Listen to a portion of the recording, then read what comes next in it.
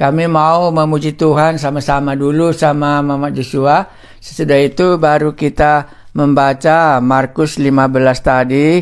Kita ulangi nanti dari ayat 16. Kami akan memuji Tuhan dengan nyanyian. Mari kita bersama-sama menyanyikannya. Aku memuliakan Tuhan, ya. Dua ya. Aku memuliakan Tuhan, dan hatiku bergembira dalam Dia, karena perbuatannya amat besar dan suci namanya. Aku memuliakan Tuhan, aku memuliakan Tuhan, dan hatiku bergembira dalam Dia, karena perbuatannya amat besar dan suci namanya. Kita sama-sama menyanyikannya bersama-sama sekali lagi. Ya. Aku memuliakan Tuhan, dan hatiku bergembira dalam Dia, karena perbuatannya amat besar dan suci namanya. Aku memuliakan Tuhan, aku muliakan Tuhan, dan hatiku bergembira dalam Dia, karena perbuatannya amat besar dan suci namanya. Kita berdoa. Kami memuji nama-Mu yang mengasihi kami. Kami telah mendengar sedikit cerita Yesus, bagaimana dipermalukan dan diolok. Buatlah kami mengerti apa maknanya cerita ini dalam hidup kami. Kalau tadi terhalang, sekarang Tuhan izinkan tidak lagi ada halangannya. Karena itu kami boleh bersama-sama membaca kembali apa yang dituliskan dalam kitab suci ini. Berilah kami dapat mengerti waktu kami membacanya. Terpujilah nama-Mu. Engkaulah Yesus Tuhan dan Juru Selamat kami yang telah melayani kami, di mana dosa-dosa kami telah diampuni. Amin. Mari kita membuka Markus pasal 15 tadi. Ayatnya yang ke-16. Saya baca. Yesus diolok-olokkan. Jadi kalau tadi malam kita Yesus di hadapan Pilatus, lantas kita sudah tahu bagaimana berteriak orang itu. Akhirnya Barabas dilepaskan dan Yesus disalibkan. Itulah sambungannya ayat 16. Yesus diolok-olokkan. Kemudian serdadu-serdadu membawa Yesus ke dalam istana, yaitu gedung pengadilan, dan memanggil seluruh pasukan berkumpul. Mereka mengenakan jubah ungu kepadanya, menganyam sebuah mahkota duri, dan menaruhnya di atas kepalanya. Kemudian mereka mulai memberi hormat kepadanya, katanya, "Salam, hai Raja orang Yahudi." Mereka memukul kepalanya dengan buluh, dan meludahinya, dan berlutut menyembahnya. Sesudah mengolok-olokkan Dia, mereka menanggalkan jubah ungu itu daripadanya, dan mengenakan pula pakaiannya kepadanya. Cerita diolok-olok, ya. Jadi telah diserahkan Pilatus Yesus untuk disalibkan kepada serdadu-serdadu.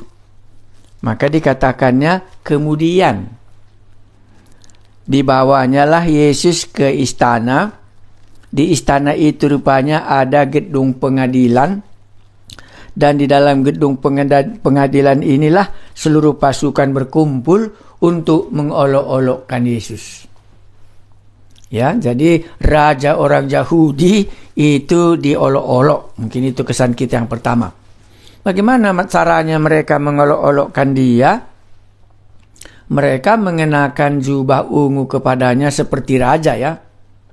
Menganyam sebuah mahkota duri, ini berlawanannya, dan menaruhnya di atas kepalanya. Jadi Anda bisa ingat jubah ungu, baru mahkota duri di atas kepala Yesus. Inilah caranya. Maka sering orang katakan, ya, mahkota duri ini ya bukan mahkota, tetapi itu menusuk kepala kita yang sakit, ya. Jadi diolok-olok itu artinya sakit, ya. Makanya kalau kita diolok-olok orang lain kan sakitnya nggak tertahankan katanya, ya. Jadi Yesus diolok-olok, dipakaikan jubah ungu seperti raja memang betul-betul, tapi bukan raja, tetapi diberikan mahkota duri dan ditaruh di atas kepalanya. Pasti Anda bisa bayangkan bagaimana penderitaan dialami Yesus. 18. Kemudian mereka mulai memberi hormat kepadanya, katanya, "Salam hai raja orang Yahudi." Saya harap ini nanti akan genap pada hari di mana Yesus akan datang kedua kali. Sekarang dia masih diolok-olok, nanti semua akan mulut mengaku dan semua akan memberi salam kepada Yesus. Dia adalah raja segala raja. Semua lidah harus mengaku bahwa Yesus adalah raja. Sekarang dia diolok-olok karena dia sedang melayani, karena dia sedang mau menyelamatkan orang. 19. Mereka memukul kepalanya dengan buluh dan meludahinya dan berlutut menyembahnya dalam olok-olokan, tidak serius, ya. Ya, mungkin sudah cukup itu kesan kita. Sesudah mengolok-olokkan dia, mereka menanggalkan jubah ungu itu daripadanya dan mengenakan pula pakaiannya kepadanya. Mungkin Anda langsung bisa, kenapa Yesus tidak membela, ya? Kalau Lazarus pun bisa dibangkitkannya dari kubur sudah 4 hari, ini kok dirinya sendiri dibiarkannya, ya? Ya, dibiarkannya. Tanya diri sendirilah kenapa Yesus tidak melawan dan membiarkan dirinya diolok-olok, ya. Mari kita lihat, ya, mungkin diolok-olok itu artinya kan direndahkan, ya. Ya, jadi direndahkanlah Yesus dalam bagian ini. Ayat 20 mulai, Yesus disalibkan. Kemudian Yesus dibawa keluar untuk disalibkan. Karena itu memang tadi tujuan. Jadi ini mungkin sudah babak keberapa, ya? Babak pertama, imam-imam menangkap Yesus, dibawanya ke Pilatus, begitu, ya. Imam-imam bertanya, menuduh di hadapan Pilatus, itu babak yang pertama. Akhirnya mereka dengan sepakat supaya tradisi yang sudah biasa kalau hari raya Paskah ada orang yang dilepaskan dari yang jahat. Maka mereka ini berteriak rame-rame supaya Barabas yang dilepaskan. Sehingga benarlah tradisi dilakukan, tetapi Yesus yang disalibkan. Itu babak yang pertama. Babak yang kedua, sesudah diserahkan Pilatus Yesus ke serdadu-serdadu, serdadu-serdadu ini juga masih mengambil bagian.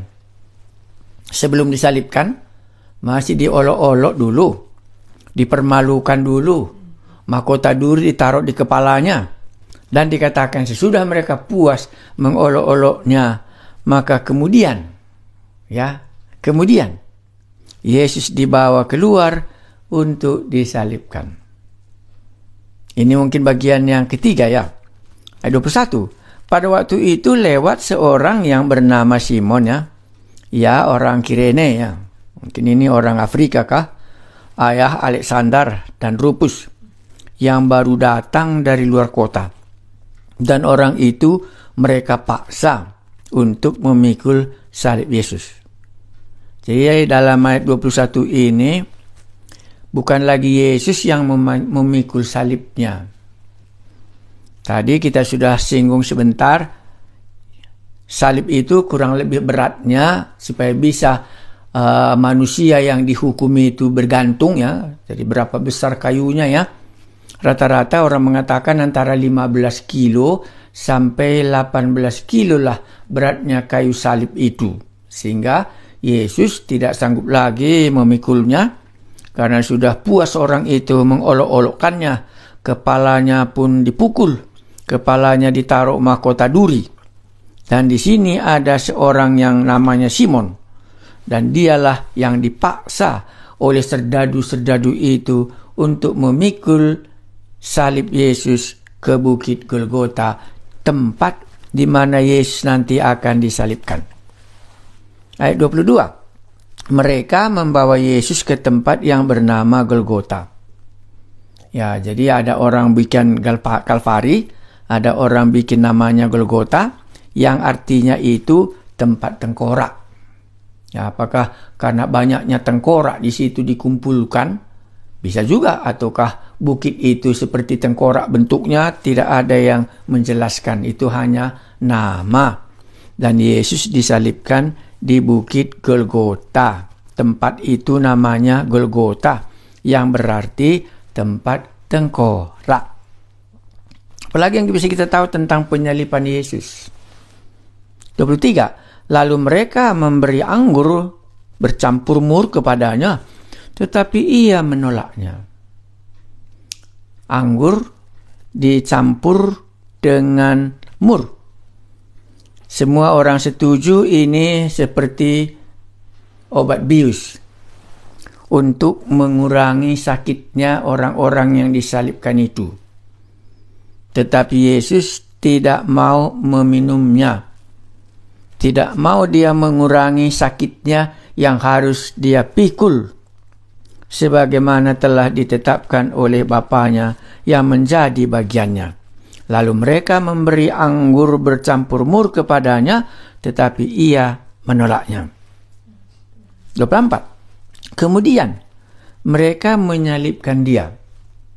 Mereka tadi, jangan lupa ya, serdadu ya. Kemudian mereka menyalibkan dia.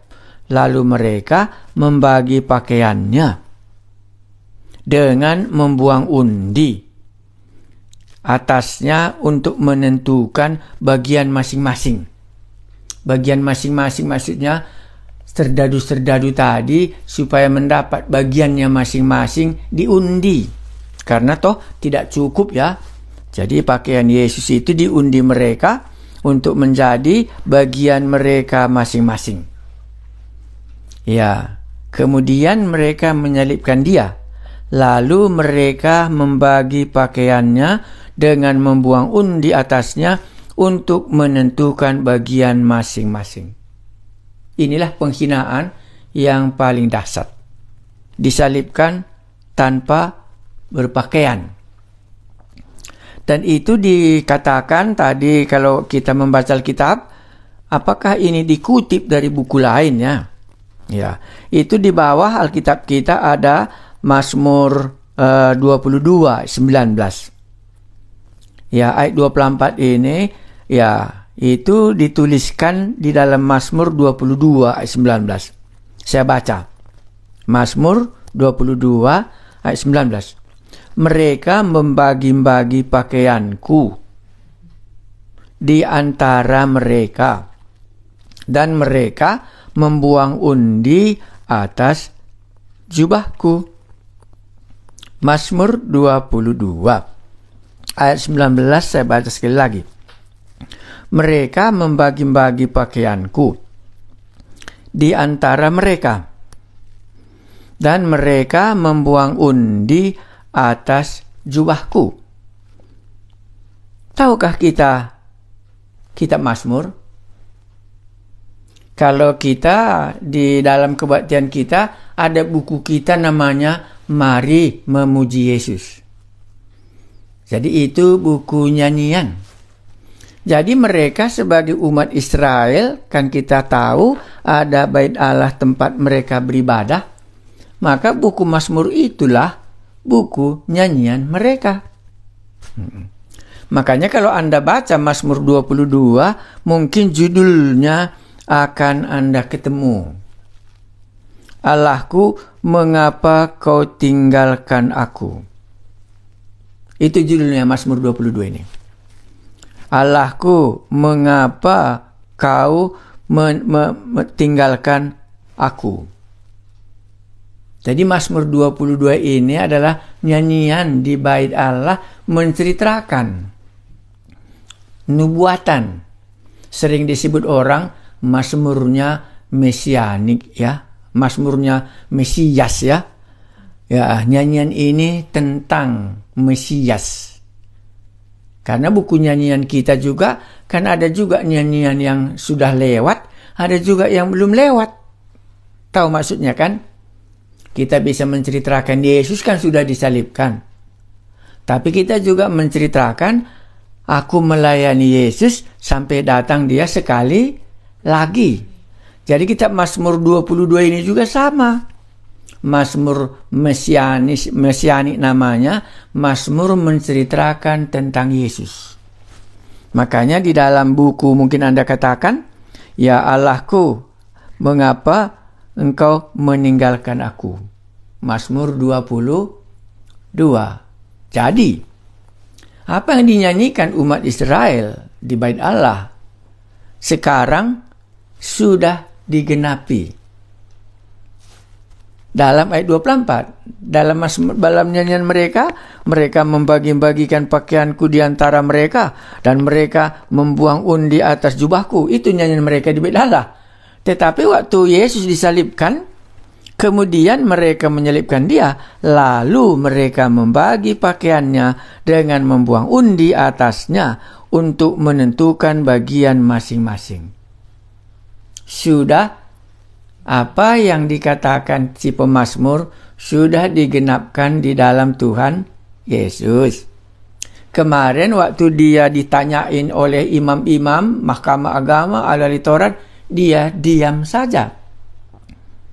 Itu juga digenapkan di dalam kitab Nabi Yesaya pasal 53 kemarin ya, ayat 7. Dia seperti anak domba yang keluh, yang dibawa kepada pembantaian dan menggunting bulunya, dan dia tidak membuka mulutnya. Jadi sudah dua bagian apa yang dikatakan di dalam kitab Nabi dan apa yang dikatakan kitab Mazmur sedang digenapi oleh Yesus. Itu maka dituliskan ayat 24 ini. 25. Hari jam 9 ketika ia disalibkan. Ini penting karena kita biasanya ingat ya hari Jumat itu ya, Jumat Agung kita bilangnya. Hari jam 9 ketika ia disalibkan. Itulah sebabnya makanya ayat 1 dikatakan pagi-pagi benar imam-imam kepala bersama tua-tua dan ahli Taurat telah merencanakan penyaliban Yesus karena hari Jumat besoknya Sabat harus selesai semua. Maka di sini jam 3, hari jam 9 ketika ia disalibkan. Jadi Markus menuliskan dengan tepat waktunya ya. Ya, jam 9. Mari kita baca ayat 26. Dan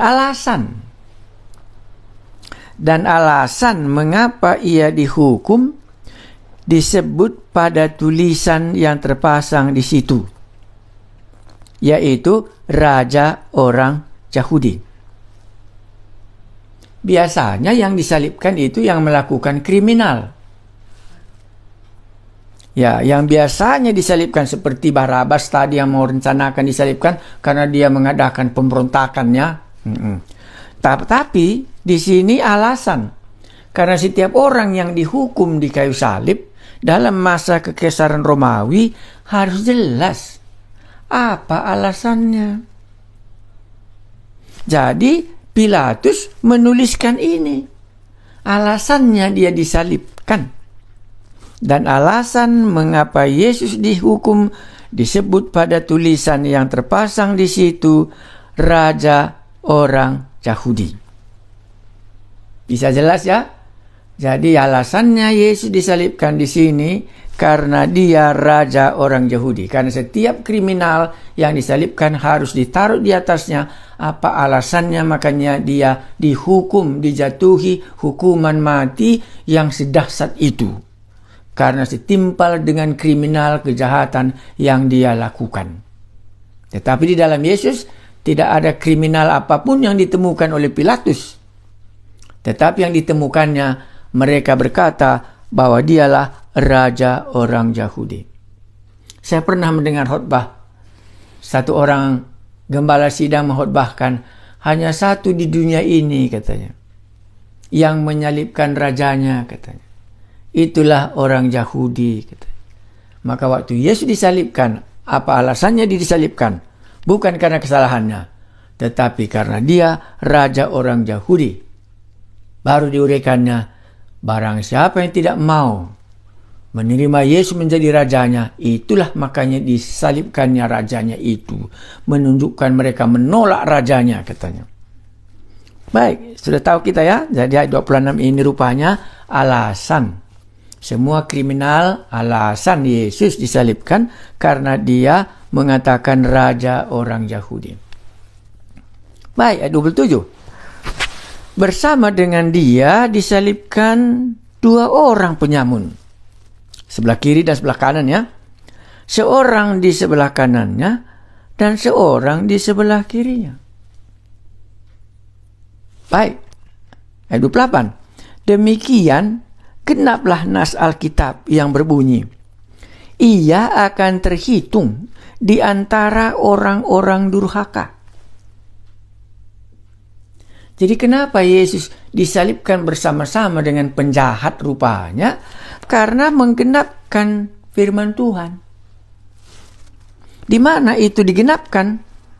Ini saya tidak baca, Anda baca di rumah ya, karena Alkitab Perjanjian Lama saya kebetulan saya tidak bawa ke rumahnya Joshua. Yesaya 53 ayat 12 itu. Yesaya 53 ayat 12. Demikianlah genaplah nas Alkitab yang berbunyi, ia akan terhitung di antara orang-orang durhaka. Ya, itu tertulis dalam Yesaya 53 ayatnya yang ke-12. Sejauh pembahasan ini, sebelum kita lanjutkan, kita mau mengerti kitab suci ya. Apa yang kita bisa mengerti? Satu, aku bisa mengerti, banyak kali telah digenapkan mengenai Yesus yang sudah dikatakan sebelumnya.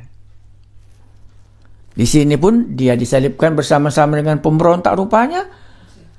Ya, penjahat ya, untuk menggenapkannya rupanya tertulis tentang dia. Ya, kenapa diundi pakaiannya pun rupanya sudah dinubuatkan dalam kitab Mazmur mereka. Kenapa dia diolok-olok pun sudahlah aku tahu. Menandakan mereka merendahkannya. Tetapi kesan kita tidak boleh tidak. Dia satu kali pun tidak melawan. Sama seperti di hadapan Pilatus. Sama dengan di hadapan imam-imam besar. Dia tidak memberi jawaban apapun yang dituduhkan mereka kepada Yesus. Karena dia tahu dia sedang menjalankan apa yang disuruh Bapaknya. Supaya Barabas bisa dilepaskan dan dia bisa disalibkan. Baik, kita lanjutkan. Ayat 29. Orang-orang yang lewat di sana menghujat dia. Sekarang kita berhenti sebentar. Berapa golongan dalam cerita ini manusia di hadapan penyaliban Yesus ini? Supaya nanti kalau Anda mendengar, bukan Yesus yang disalibkan, Anda bisa menjelaskannya. Maka tidak mungkin tidak. Pastilah di dalam cerita ini Yesus yang disalibkan. Karena ayat 29 sudah masuk orang-orang yang lewat di sana menghujat dia. Apa artinya menghujat? Nanti kita jumpa ke belakang. Ya, orang-orang yang lewat di sana menghujat dia dan sambil menggelengkan kepala mereka berkata, ini orang banyak ya, orang lewat. Karena Golgota itu sejauh yang saya tahu itu di pinggir jalan menuju kota Yerusalem. Jadi gampang kali orang lewat di situ. Apalagi ini merupakan hari raya Paskah. Banyak kali pendatang datang ke kota Yerusalem itu. Jadi orang-orang banyak itu menghujat dia dan menggeleng-gelengkan kepalanya. Kata mereka itu apa? Mereka berkata, "Hei engkau yang mau meruntuhkan bait suci dan mau membangunnya kembali dalam 3 hari. Turunlah dari salib itu dan selamatkan dirimu." Nah, berarti kalau saya membacanya ini, apa yang dikhotbahkan Yesus rupanya sudah didengar orang banyak itu. Ini kan tertulis kalau Anda lihat Yohanes pasal 2 ya, waktu Yesus membersihkan bait Allah, kan di situ dikatakannya, runtuhkan bait Allah ini, maka akan kubangun pada hari yang ketiga. Yang dimaksudkannya sesudah Yesus bangkit dari antara orang mati, maka mengertilah murid-muridnya, yang dimaksudkannya bait Allah di sini adalah tubuhnya sendiri. Jadi mereka sebenarnya sudah banyak mendengar apa yang dikatakan oleh Yesus yang menonton tontonan yang mengerikan ini. Mereka orang banyak ini lewat di jalan itu menghujat. "Hei engkau yang mau rubuhkan bait suci dan mau membangunnya kembali dalam 3 hari, turunlah dari salib itu dan selamatkanlah dirimu." Diam Yesus kah? Diam Yesus. Dia tidak menjawabnya. Iya. Dia tidak menjawabnya. Maka kalau kita hitung orang-orang yang melihat kejadian inilah umpamanya, pasti satu ya Pilatus ya. Satu pasti golongan orang beragama. Kita masukkan saja golongan dulu. Baru pasti serdadu-serdadu. Pasti orang lewat. Di mana murid-muridnya? Ya, mungkin Markus tidak mau menceritakan murid-muridnya, yang dia mau menceritakan orang luar semua. Ya, orang yang tidak percaya sama Yesus, yang melihat bahwa Yesus sungguh-sungguhlah yang disalibkan dalam cerita ini. Ya, jadi bait Allah itu dimasukkannya tadi, itu adalah tubuhnya sendiri.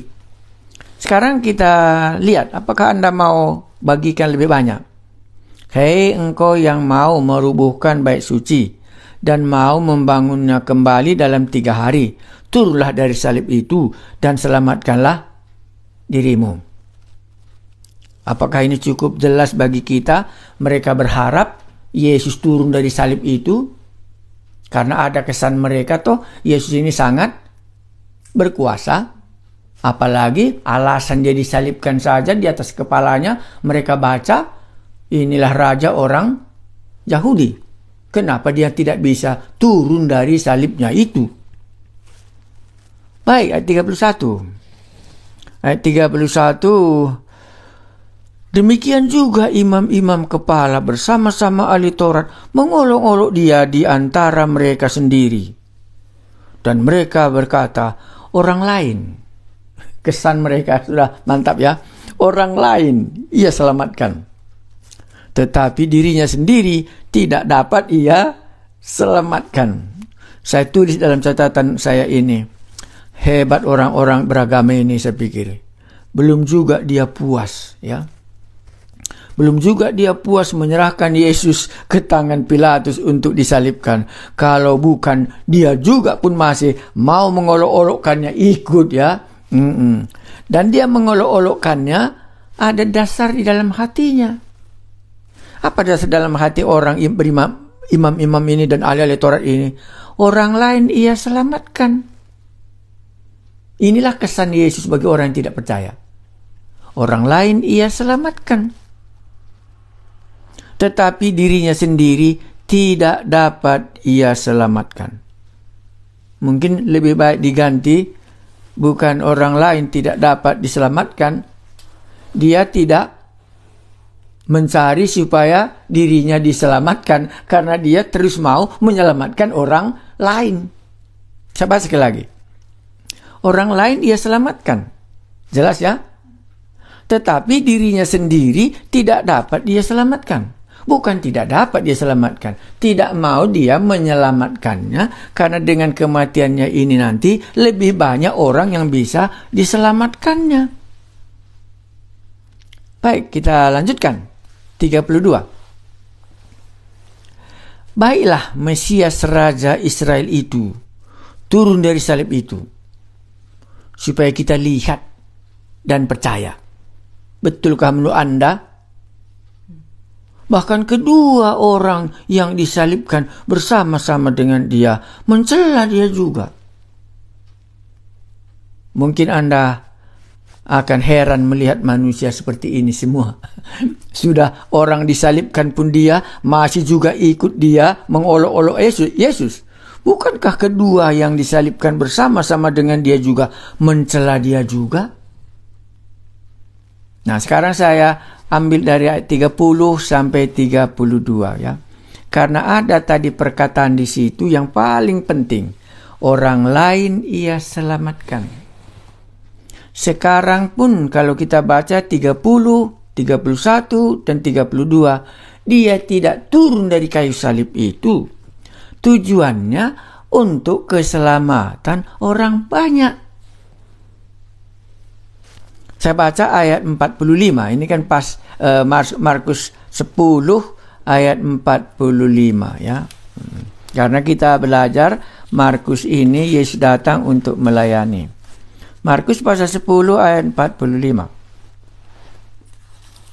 Jadi Anda nanti mencoba membandingkannya. Karena anak manusia juga datang bukan untuk dilayani, melainkan untuk melayani. Nah, jadi pelayanannya sudah selesai. Sekarang pelayanannya di kayu salib. Untuk memberikan nyawanya menjadi tebusan bagi banyak orang. Bisa mengerti kalimat ini kah? Karena anak manusia juga datang bukan untuk dilayani, melainkan untuk melayani. Maka dikatakan orang banyak tadi, ia telah menyelamatkan orang lain. Karena dia sudah melayani waktu dia sebelum disalibkan. Dia menyembuhkan orang sakit, membangkitkan orang mati.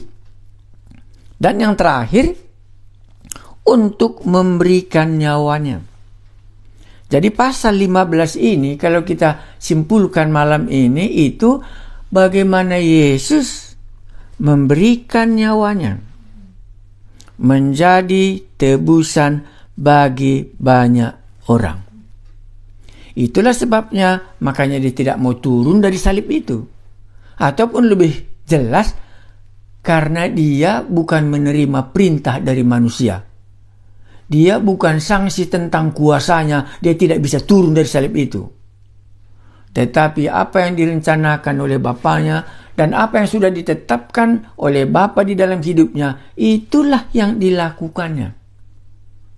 Makanya di sini bagian yang terakhir yang dia sedang genapi, untuk memberikan nyawanya menjadi tebusan bagi banyak orang.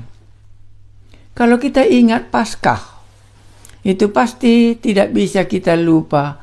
Itu ada keselamatan dan ada hukuman. Kita ulangi. Kalau kita ingat Paskah, tidak bisa tidak ceritanya ada yang dilepaskan, ada yang dihukum. Saya ulangi. Paskah itu Allah melewati orang yang mentaati, tetapi menghukum orang yang tidak mentaatinya. Maka dalam cerita ayat 15 sudah kita baca kemarin, dikatakan mereka apa? Bebaskanlah Barabas, salibkanlah Yesus.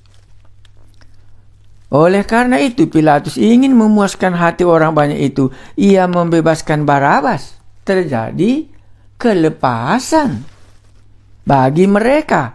Tetapi Yesus disalibkannya, lalu diserahkannya untuk disalibkan. Kalau kita berbicara Yesus disalibkan pada hari raya Paskah, tidak bisa kita harus kita melihat dua sisi. Orang Israel diselamatkan karena ada lambang darah di depan pintunya. Tetapi orang Mesir, semua anak sulung mereka mati oleh karena hukuman Allah masuk ke rumah mereka. Dalam Paskah di sini, Barabas yang dilepaskan, Yesus yang dihukum. Di dalam Markus 10, Yesus menyerahkan nyawanya. Ya, menyerahkan nyawanya menjadi tebusan bagi banyak orang. Karena utang kita berapapun jumlahnya banyaknya, pasti cuma satu harganya, nyawa. Maka Yesus menyerahkan nyawanya ganti Barabas.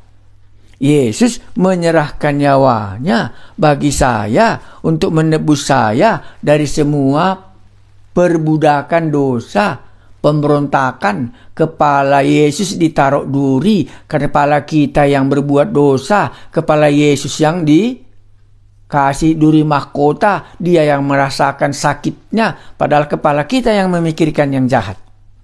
Karena anak manusia juga datang bukan untuk dilayani, melainkan untuk melayani dan untuk memberikan nyawanya menjadi tebusan bagi banyak orang. Bukan semua orang ya, bagi banyak orang. Maka kita tadi sudah menyinggung berapa banyak orang dalam cerita ini. Ya, satu tadi kita mulai Pilatus ya. Ya, agama ya, orang-orang beragama semuanya di situ. Ada lagi serdadu-serdadu ya, orang-orang lewat ya. Tapi jangan lupa orang-orang yang bersama dengan dia juga pun disalibkan. Itu juga pun masih dikatakan Alkitab tadi mencela dia. Saya akan akhiri pembahasan kita ini dan besok kita coba sambung. Sesudah kita baca, apa yang bisa kita mengerti? Satu, banyak sekali saksi tentang Yesus lah yang disalibkan. Ada beberapa bagian kitab suci telah digenapkan di dalam diri Yesus, baik dalam kitab Mazmur, dalam puji-pujian orang Yahudi, maupun dalam kitab Nabi Yesaya. Dan banyak kesan orang tentang Yesus. Begitu ya. Ya, orang banyak tadi, wah kalau dia katanya banyak. Ya, dia mau meruntuhkan bait Allah dan dia membangunnya pada hari ketiga katanya. Baru ada lagi yang lain, turunlah kamu dari kayu salib itu supaya kami bisa percaya katanya. Selamatkanlah dirimu katanya. Tetapi apakah terjadi hal itu dalam diri orang ini? Tidak diceritakan. Ya, jadi kalau Anda hari ini sudah mengetahui cerita Yesus sebahagian, Anda mungkin sudah tahu tentang Paskah, tapi kita harus akui, Paskah itu hukuman dan keselamatan. Kalau Anda belum ada kepastiannya, ya Anda bisa tahu bahwa Yesus banyak menyelamatkan orang lain. Tetapi apakah Anda akan diselamatkannya? Maka inilah saatnya. Mungkin Anda berkata, aku telah mendengar cerita Yesus, dan satu cuma ujungnya itu adalah Barabas dilepaskan. Karena hari raya Paskah ada yang dilepaskan dan ada yang dihukum. Yesus yang dihukum supaya aku sendiri orang berdosa yang diolok-olok dan diselamatkan. Yesus datang untuk menyelamatkan dan memberikan nyawanya untuk tebusan banyak orang. Hari kita berdoa, besok kita sambung kalau masih ada lagi hari kita. Kami telah mendengar cerita Yesus di dalam kebenarannya. Kami tidak sangsi bahwa Yesus yang disalibkan. Kami tidak sangsi bahwa banyak orang itu telah mengenal Yesus, tetapi mereka hanya mengolok-oloknya dan tidak terjadi keselamatan bagi mereka. Tetapi hari ini kami hadir di hadapan-Mu supaya hati kami dibukakan Paskah ada hukuman, dan Paskah ada keselamatan.